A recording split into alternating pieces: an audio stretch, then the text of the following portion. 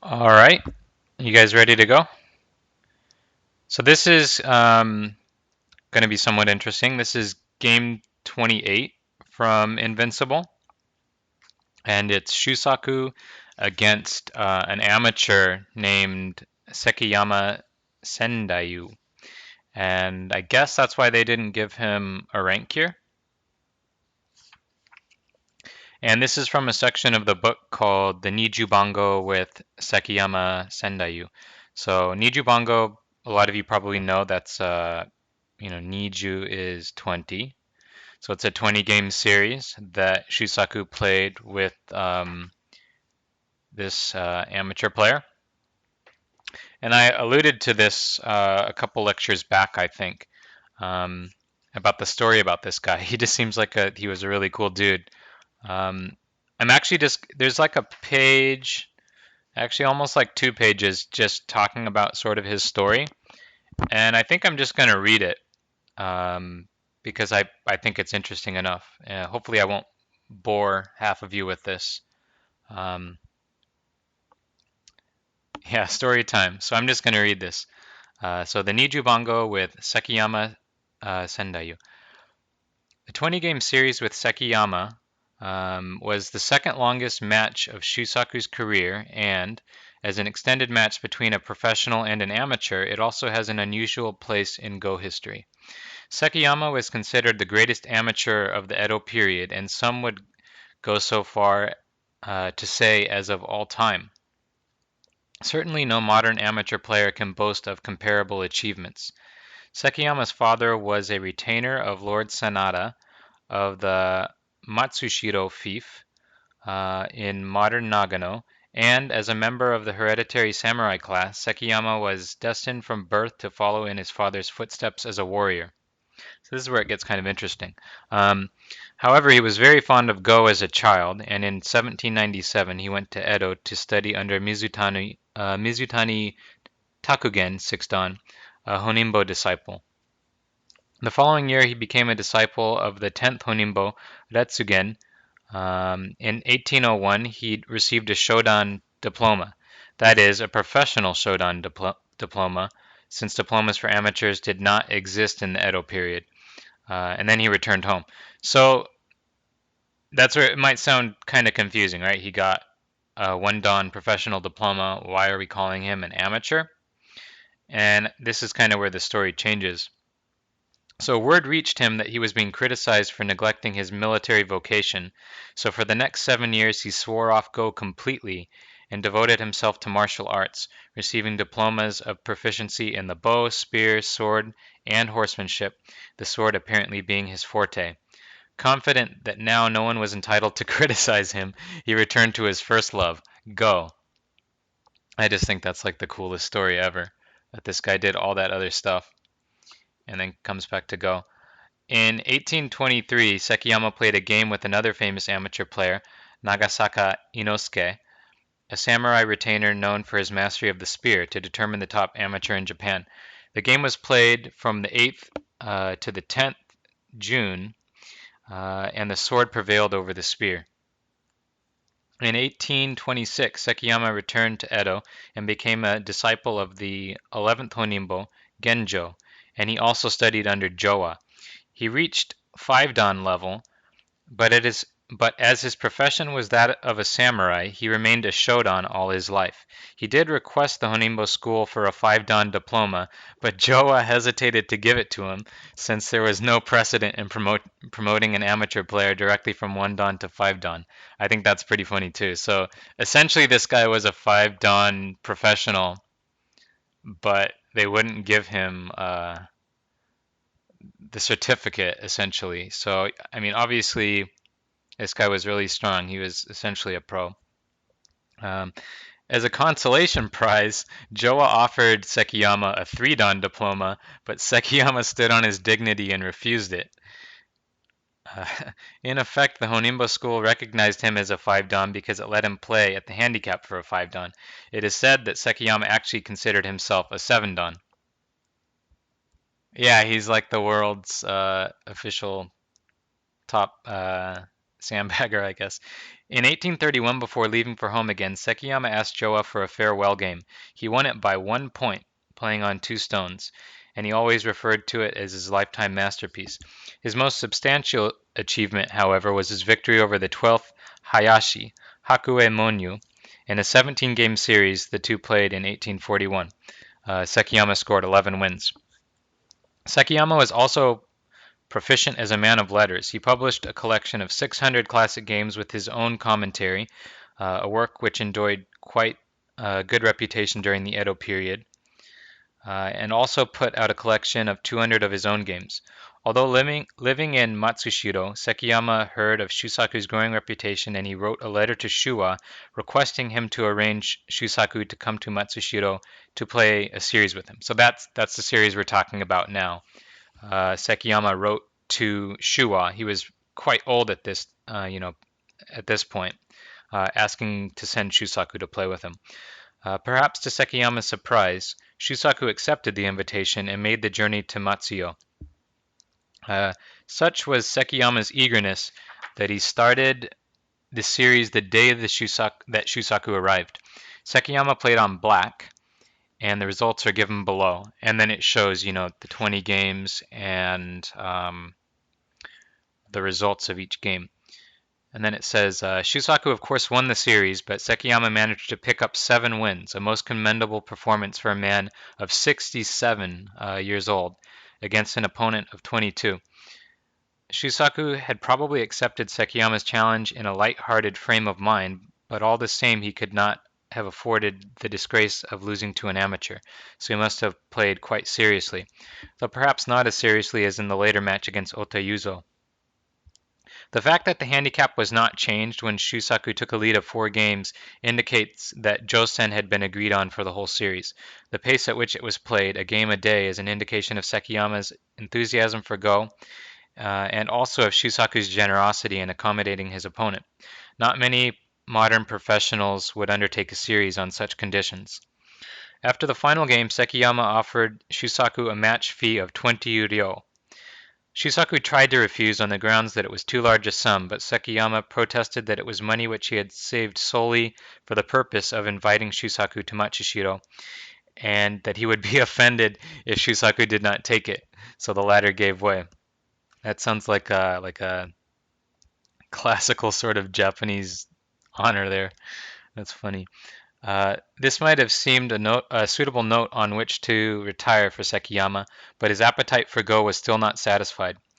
In 1856, then 72, he invited Murase Shuho to Matsuyo for a Jubango, but whether because of his more advanced age or because Shuho was a sterner opponent, he was not able to secure 1 win. Oh wait, he was only able to secure 1 win and 1 jigo. All right, and then it says, so games 1, 2, 3, and 19 from the 20-game series are given in the book. And this is game number 1, the first one they played. So hopefully I didn't bore you guys too much.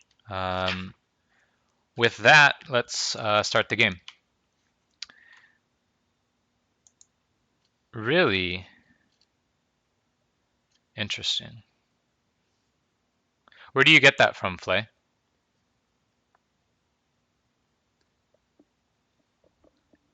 It is a little strange having the EU at the end, and it's actually much more difficult to pronounce as well.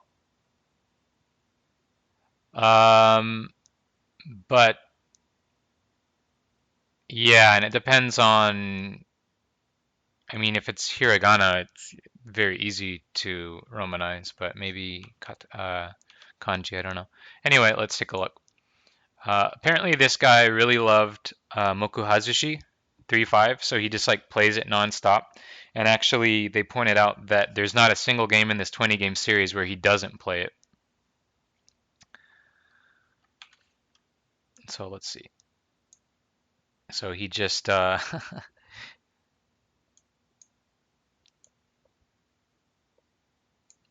he just plays 3-5 all over the place. Yeah, he sounds like a really cool guy to me. And by the way, commentary is by Ishida Yoshio. 9 done. So he approaches, and Shusaku plays the 3 space low pincer. Is this how Robert T plays? Maybe. So black plays the change of direction here. He pincers from the left side. Yeah, we actually don't get any Taisha in this game, if you can believe it. This is like a breeding ground for Taisha at the beginning, right? Like, let's just do Taisha 3 times. But it actually doesn't even happen once.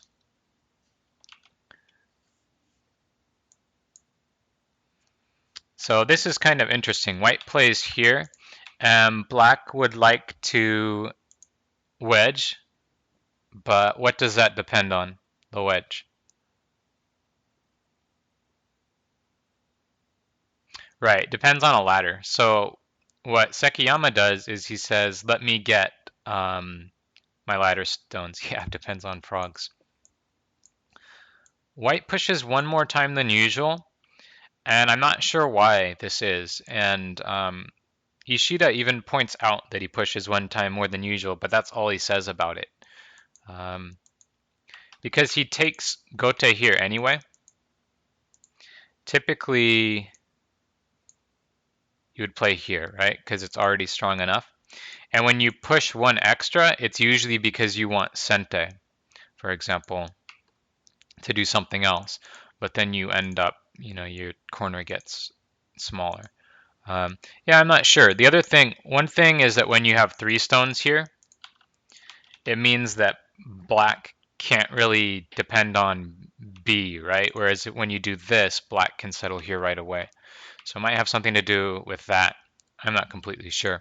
But in any case, black set the ladder up for himself. So now he comes back and wedges.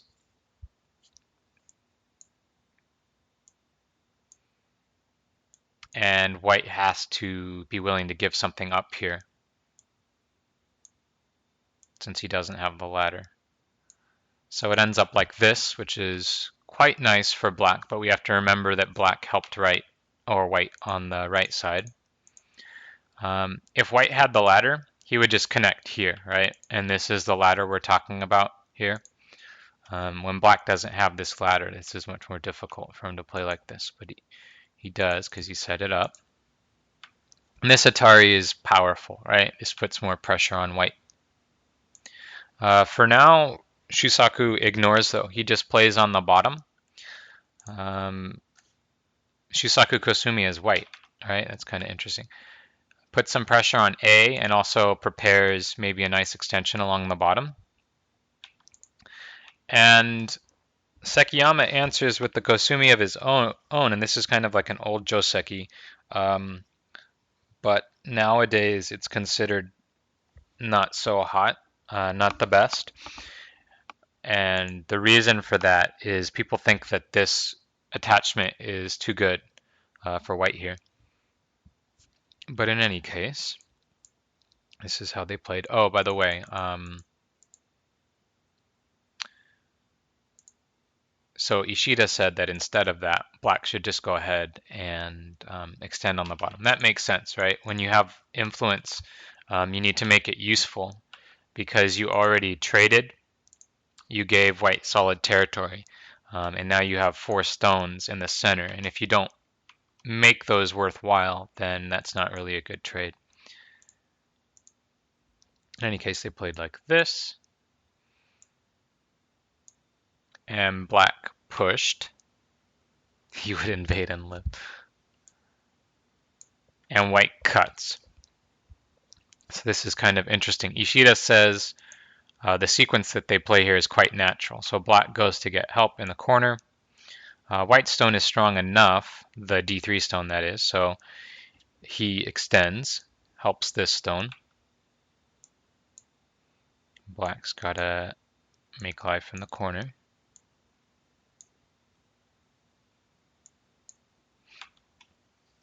And this is where we can kind of see white's plan. He wants to use these as co-threats. Why is D18 better than C18? Isn't white C18 later to be go for white?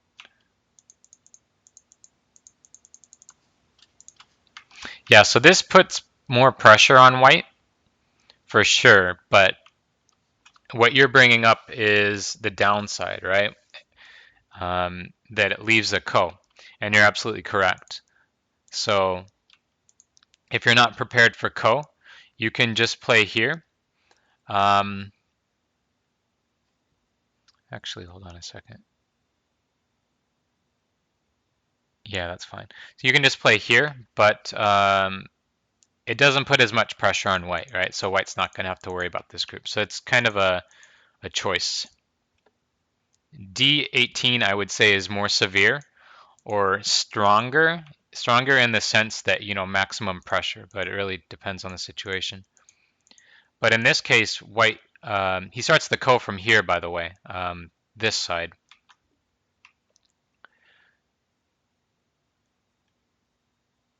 Let's take a look at what happens, and we'll see. So black captures. His ko is pretty heavy, right?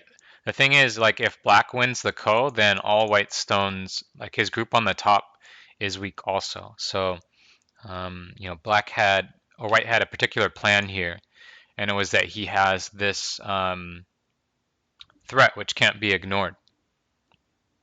So he plays here, and black has to live. So, I mean, technically he could play here, but the bottom will definitely die, quite simply, just like this. White can get B2 in Sente, and then can make sure that this is a false eye. And now we've got a dead shape locally, right? If you try to do this sort of thing, white can just extend, and then A, B, or Miai. Throw in doesn't help because black can't play at A. So black has to live, and that's white's plan, is that essentially he's going to ignore any ko threat, right? And in Ishida's opinion, Sekiyama played the best ko threat, which was here, threatening to surround the three stones. But white finishes the ko. It's really big, right? But this is pretty big as well. The other choice, where's the other kind of obvious ko threat possibility? Right, R7. Ishida thinks that white Shusaku will still capture. Black will follow up. And now white can play over here. And if you notice, this is strengthening white's group. And black doesn't really have a good move for how to handle these three stones now. And what's more is that that corner can still live later, right? So either white's going to live later or black has to spend yet another move. So this one's maybe not as good as the actual game sequence. So we get to here. And Shusaku plays Atari here, and Ishida thinks that this is a slip. He thinks, I mean, there is a particular reason why he's doing this, but he doesn't think it's correct. He suggested that white should just extend on the bottom, play normally, right? Because your influence is getting the extension and you're denying that extension for your opponent. So that's almost a perfect type of move you want to play. White Ataris, and Sekiyama kind of shows his strength here. He makes use of this opportunity. He says, okay, well, you can't kill my corner, so I'm going to take this extension. And now white's group is kind of not necessarily under attack, but it's being squeezed here, right? It's uncomfortable. So white goes to Hane here. Let's take a look. Shusaku isn't interested in this type of gain, right? That's not worth letting black get the extension. That's just endgame sorts of stuff, and black's still alive. So we'll see what his actual plan is in a bit here. for now. He starts settling. Black makes a nice jump here. He's got a box-like shape, which is good for development. And here is where we finally see White's plan, or at least Ishida can see White's plan because he's a 9-dan professional. This is pretty complicated. Let's take a look at what happens. Black actually responds here at C2 to this A move. That's kind of interesting, right? First, let's just see what happens, and then I'll go back and show why. This allows White to follow up. First, he gets a nice sente play here. Black has to keep him from attaching at A and connecting, right? Yeah, it's like Black is strong enough. He sees what's coming. So Shusaku's profit here is that he got these 3 stones, right? And he's separated these 3 for now. So let's take a look. If Black answers normally, the normal response would be here. Single stone against single stone. Black is stronger in this area, so just extend to leave less forcing moves. White's plan is to attach. And now this stone is in a position to hurt Black, so he's got to respond. That gives White this move, making the false eye. Black has to connect to live, and now White can live. And so that's pretty cool, right? What's even worse is that it's sente. So this is not okay for Black, right? For White to live like this in sente. So that's why he just connected. That was the proper move. I think he did. That's pretty impressive from that guy, huh? Okay, so it went like this. So White got a nice profit here, but the thing to notice is that Black gets to continue attacking this group. Yeah. So this is the first spot, right, to attack. It may look slow, but this is where you have to start because otherwise, this is like a shoulder hit, right? Otherwise, White can just press against A and get strong very quick. So D1 was worth it in the end. That's a good question, D-Bias. Ishida still said it was a slip, but it seems to me that Shusaku had a clear plan for it. It's probably hard to say that it was an outright mistake. I'm not sure. This is the first game, too, right? And he's playing with an amateur. And how old did they say this guy was at this point? How old did I say? Was it 60 something? 67.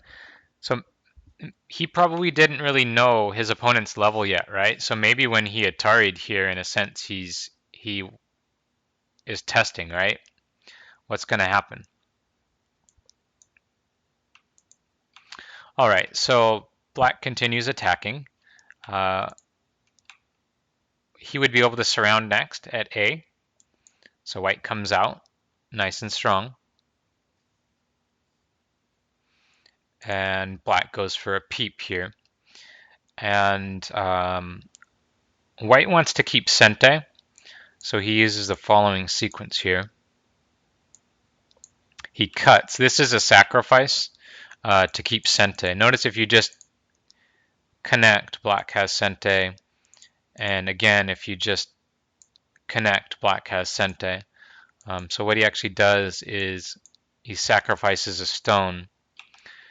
And yeah, that gave Black a Panuki here, but it's a Panuki on the inside. And he protected A in sente, right? So that was his goal there. Note that if White extends, where for Black?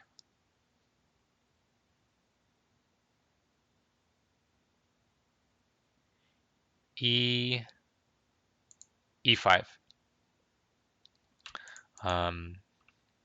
So White's cut.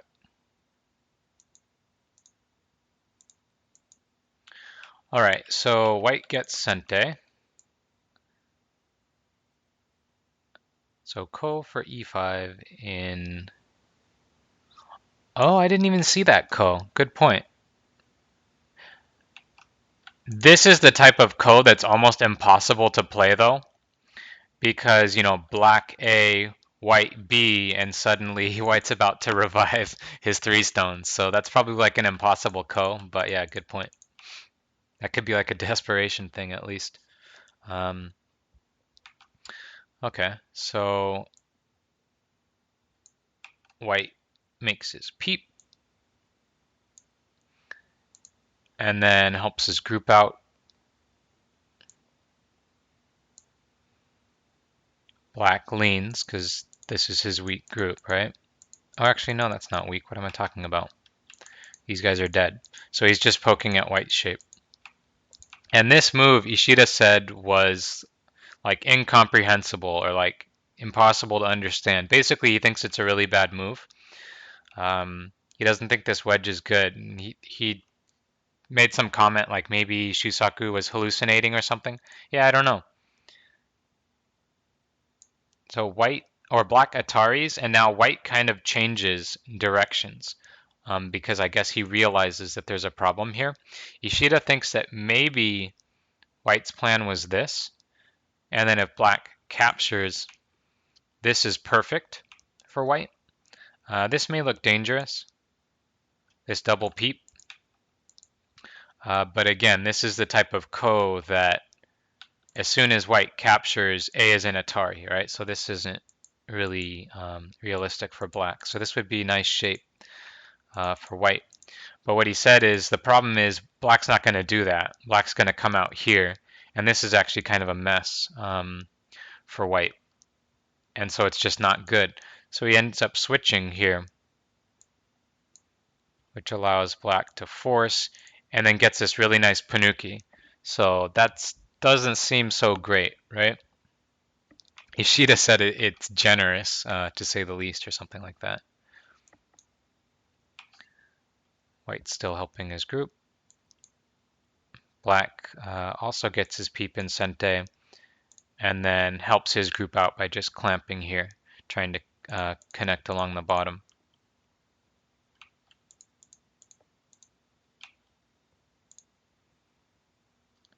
White makes one forcing move.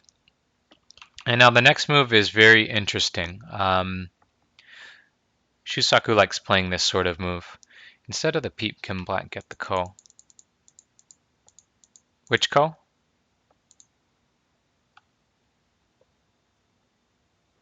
Oh, okay.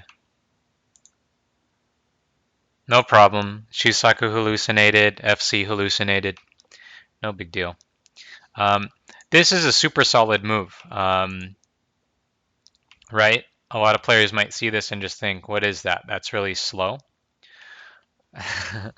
But it's just a really solid move. Yeah, a zero space extension. That's funny.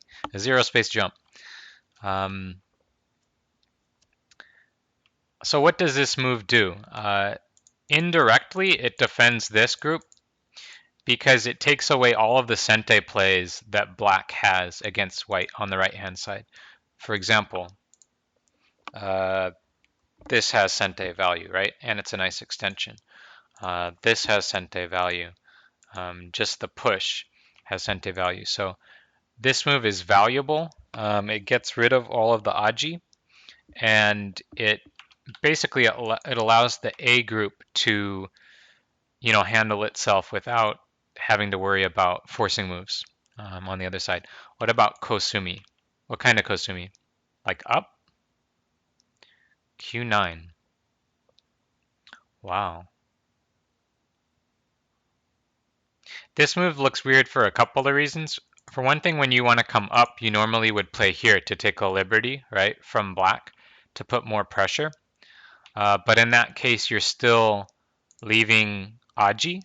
Like this still has an aim, right? Um, and this type of shape, again, it still has an aim. Yeah, like even this is still here. So it doesn't quite get rid of the Aji in the same way. Okay, so you played here for now. Now black does some testing over here. He wants to see how white's going to handle this fight. A versus B. First, Shusaku gets a Sente move in here, and then just pierces here. Okay, now black played kind of... Ishida felt that it was like an over-aggressive attacking move. He plays here. He's going after this group. But he thinks it's a little thin, and it allows white to make a counterattack here. So this is a little difficult. And actually, Ishida said that, you know, comparing the calm move of A and the over-aggressive move of B shows the difference in the caliber of these two players. I thought that was an interesting comment. So let's see, what did he suggest? He thought that if black just played this move, the last big opening move, right? Essentially a waiting move, just take the points. He thinks that black has a promising game ahead of himself this way. But that's not what he did. He went for this attack here. And Shusaku went for the counter attack. So, you know, these stones are fighting here. Let's see.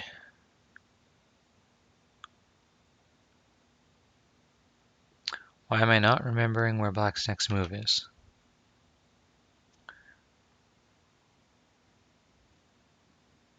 All right, here. So my instinct was here, and Ishida actually made a comment. He said if black plays here, then white will play this vital point, and that aims at A, aims at B, etc. Right? So he plays from here, attacking this A stone, and not actually able to get a whole lot done though. Let's take a look at what happens. First, white has Sente here. Then he plays here. Black has to strengthen himself. It may look tempting to cut, but when white plays here, this isn't a real ladder, right? And these three stones are about to die. So black would have to help his stones first, and then white can do this, and this is getting troublesome, right? So there's no time to do this. You still have to help these guys anyway. So he's got to play like this. White gets to link up. And now he makes a bamboo joint. And again, you can't really even cut these stones off either. So black had to just poke and let white connect. That aims over here again. So black fixes and white extends in the corner, takes a 3-3. Let's see. Is it obvious why this isn't a good idea? This is too thin, right? On the bottom. I think if you just play like obvious, straightforward, there's too many weaknesses, right?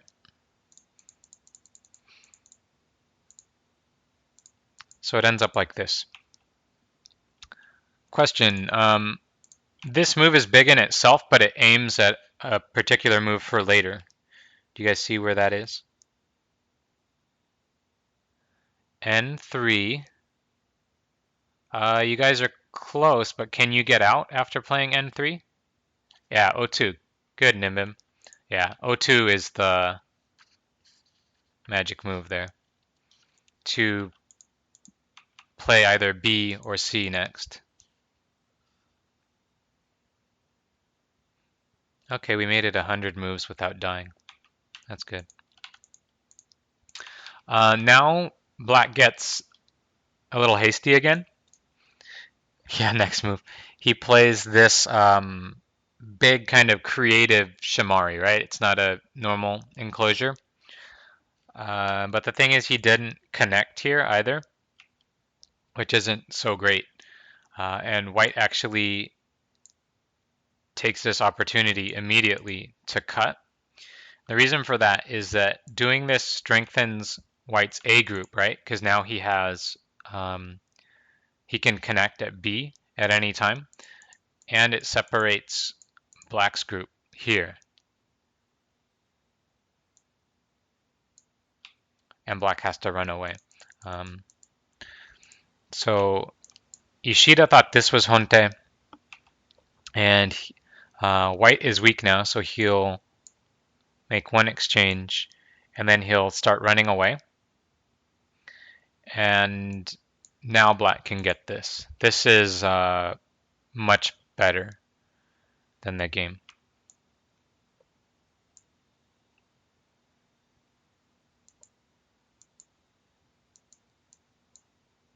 Instead, we get this. And this Shamari isn't so good. Do you guys know the vital point?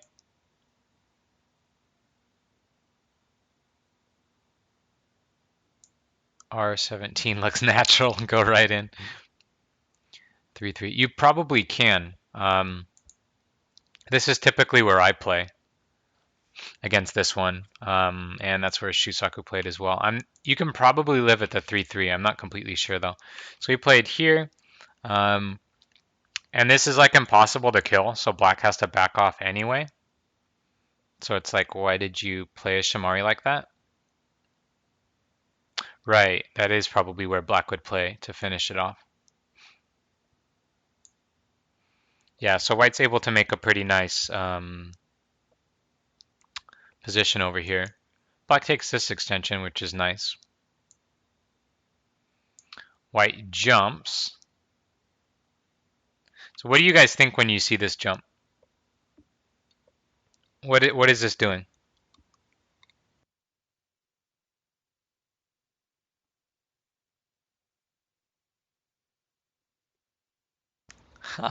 FC, good job. Yeah, I'm about to get cut. You are right. So either Sekiyama didn't see that, which is really hard to believe. I doubt he didn't see that given what he saw on the left earlier. But he didn't respond. He did something else. He played this attachment. But you are right. This stone is coming close to black's thin area. And there's also stuff over here, but that's not as important. So black needs to reinforce this thin area because white's strong all around. 500 hours to read the left side. Now he's tired. Um, so black should make an exchange here and then connect.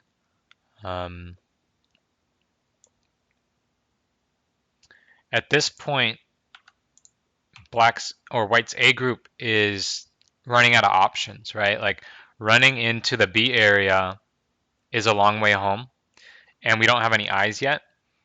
So white would probably probe and then connect, and now black can get this anyway. So that's another problem there. PO12 exchange necessary.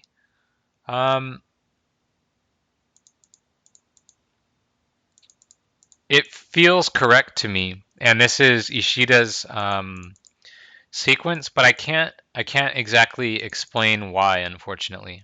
And normally I like to be able to explain why, like in terms of fundamentals, why this is good, but it's kind of like an inducing sequence, right? So maybe I can explain. If you play something like this, which you need, it's just slow, right? Like why are you... Doesn't 011? Yeah, so you can do something like that, and it's not a bad move because you're accomplishing the task that you wanted to accomplish, right? But there's this idea of inducing where when moves like this just feel too slow, you make some exchange and now it becomes obvious you need to defend, and then it makes the flow a bit better. I'm sorry I can't explain it much better than that, but I think this is proper style. Um, okay, but so anyway, we get this, and Shusaku's like,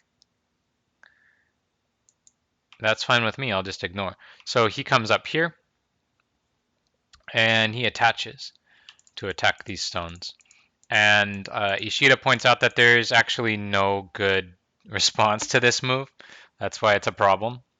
But Sekiyama does the best he can. He hanes and he extends. Yeah, he can get part of it out, but white's actually able to cut here. A can't be captured.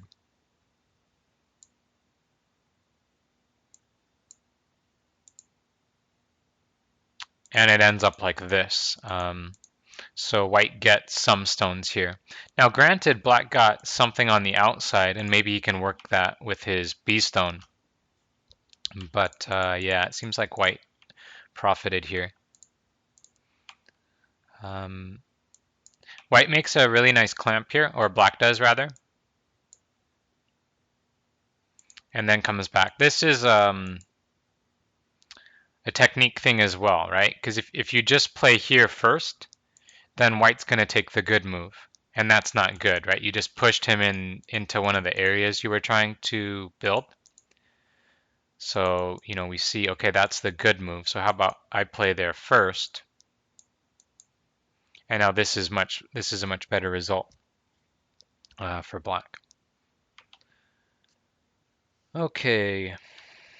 So yeah, this is kind of sad because white ends up getting Sente to come back here anyway. If white pushes, he's most likely just going to be damaging himself, right? Like, because this is Sente, right? Come on, Jay, you can figure that out. uh, the thing I like about Jay is that he's got this ability where as soon as he asks the question, he'll figure it out himself, but he can't figure it out before asking. But something clicks. As soon as he asks the question, then he sees it. Okay, so white got Sente to come back here anyway. That's kind of painful. I have no filter.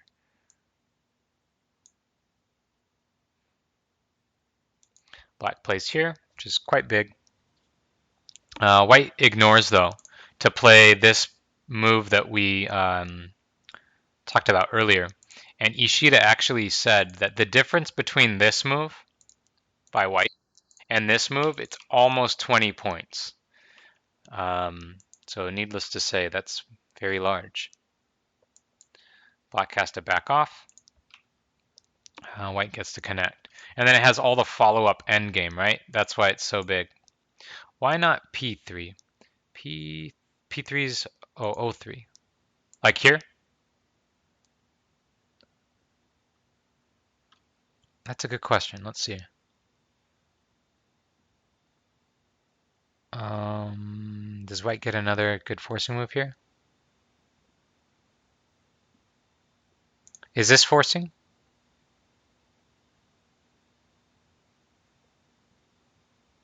Maybe, maybe not. It might just be that even the shape here now is worse. Oh, I think it's because now... Actually, no, wait. That's Sente, right?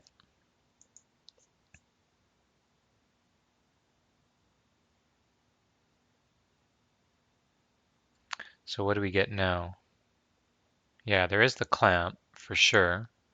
But in the game, there's like pushes and monkey jumps and stuff. This one. Yeah, maybe he doesn't like this shape. I don't think you can do something like this though, right? That doesn't look reasonable. That looks like too much. And this might not be possible either, because yeah, white doesn't have time to do that sort of thing.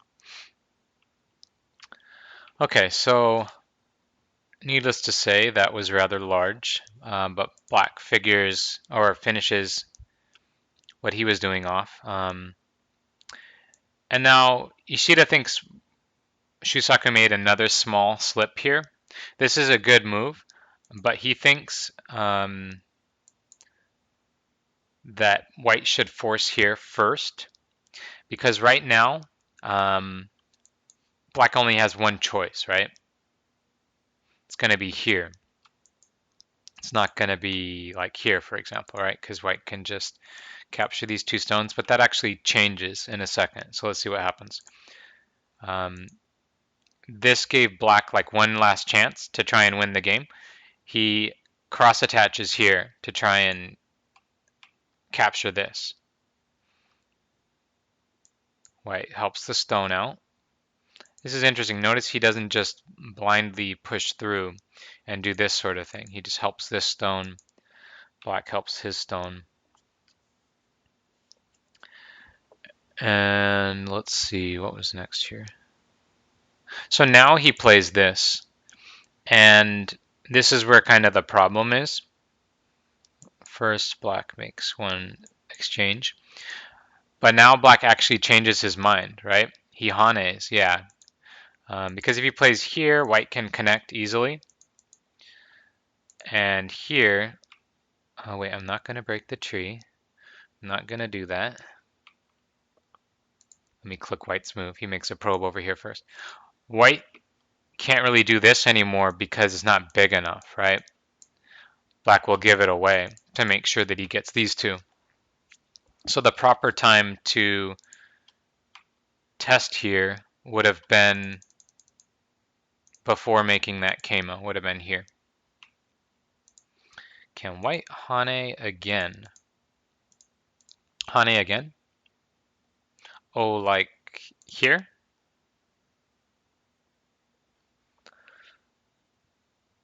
He gets cut. Og. B can connect. Like here?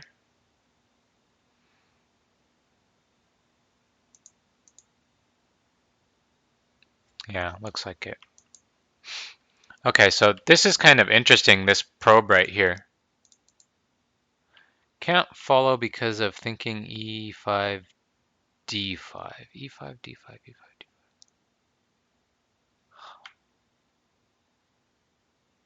D5. Okay, let me go back. Are you talking about this? Yeah, so this, technically it is a go baba, but it's like almost an impossible ko, because notice when white captures, there's too much at stake for black. Because A is already in Atari, and let's just let's say white finishes the ko. So when white wins the ko, he saves 4 stones, which means all of the points in the A area are gone. And let's see, is that Sente against the corner? And that's Sente against the corner too. So this ko is a very, very heavy ko, right? Let's actually change this a little bit. I think if I change something, you that'll help your understanding the best. So let me just add a stone here. Okay, so I added this stone. Wait, I'm gonna add some more to make it really clear. Oh, I hate when I hit that button. Let me go back. Okay, so let's make it like this. Now it's just a straight up picnic ko, right? Hanami ko. So in this case, then yeah, I would completely understand what you're talking about, because black has nothing to lose here, right? So he can just start this ko and can get these. Yeah, it's just a flower ko now. But in the game, it's kind of like a suicide ko, I would call it. So it's pretty impossible. Okay, so white tests here, and this actually ends up relating to this fight over here. Hanami, like a ham sandwich, a hanami sandwich. Okay, black answers. And so what ends up happening here is white has to fight. This gets kind of crazy. He can't do this because, like we saw, black will just give it up. So this turns into a fight. White Hanes, or no, black Hanes. White has to get out. Now, of course, these two stones must connect.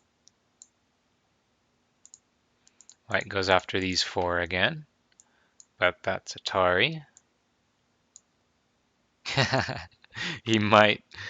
I think he read this out for sure because it ends up working with this probe in some sense. Okay.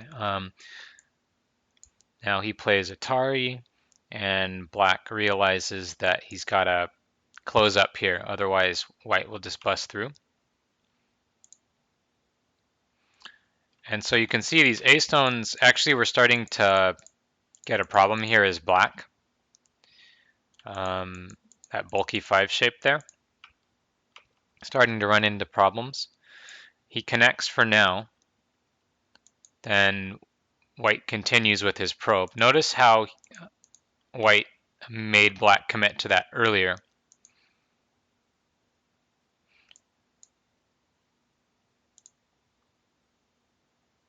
And now is where we get trouble. This is like surrounded, right? So at this point, that's pretty messed up, huh? So black realizes at this point it's a ko. So he plays here. White's not gonna Atari because after black connects, there's gonna be more cuts than can actually be fixed, right? So white just has to capture first, and black extends. And these two stones are about to be captured, right? So white has to get those out. And now we can see 3 liberties, and white can't connect at A because that would leave him with 3 as well, right? So he would just straight up die. So it's pretty much a ko. So what black does first is he plays here, which weakens white's shape a bit, and it gets rid of a bunch of ko threats. So that's a good solid move. So like I said, white can't just play here because he'll die. So he's got to take the liberty first, and now it's a straight up ko. And the problem is black can't really fight this ko. White has too many threats. So first he plays a Atari, threatening to save 3. That's Sente.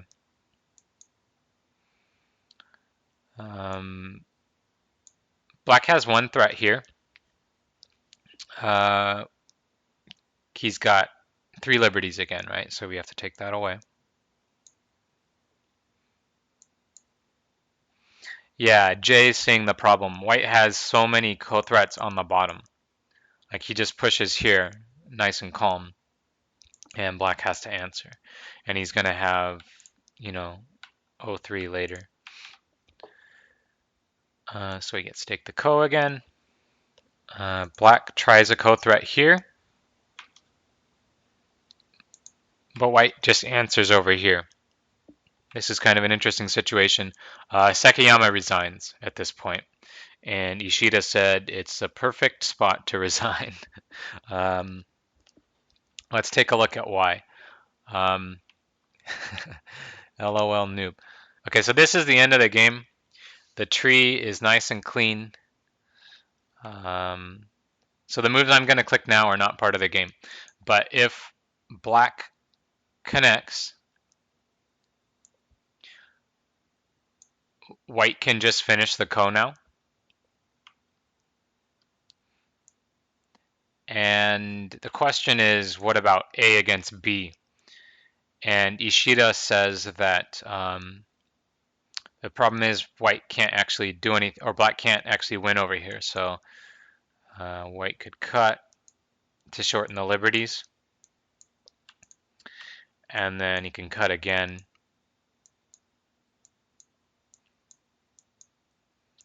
And this might look complicated, but black is not going to win this liberty race. So he saw that this was over. so he resigned. And he made this cute little comment. It says, Sekiyama's own comment on the game. Quote, Black played well, but he made an oversight. He lost because of White's many exquisite moves. I thought that was kind of, I don't know, it's kind of funny. Showing some respect to Shusaku, I guess. Hopefully you guys enjoyed that. Not too bad for a samurai who mastered like everything. Bow, spear, sword, horsemanship. Would have been interesting to see what kind of player he could have been if he didn't have to swear go off for like 7 years.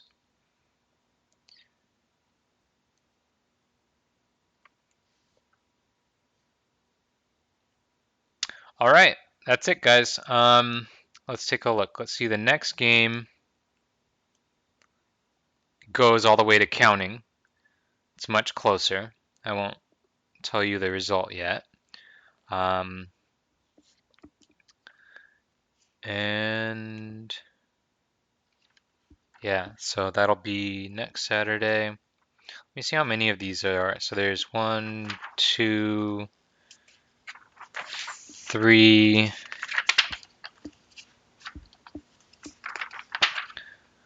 So we're gonna have 3 more games with this guy in a row before there's a bit of a break, and then we get a game against Shua.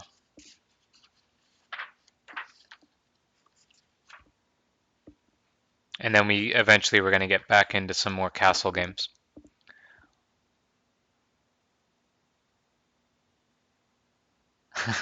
Sorry about that, Go Baba.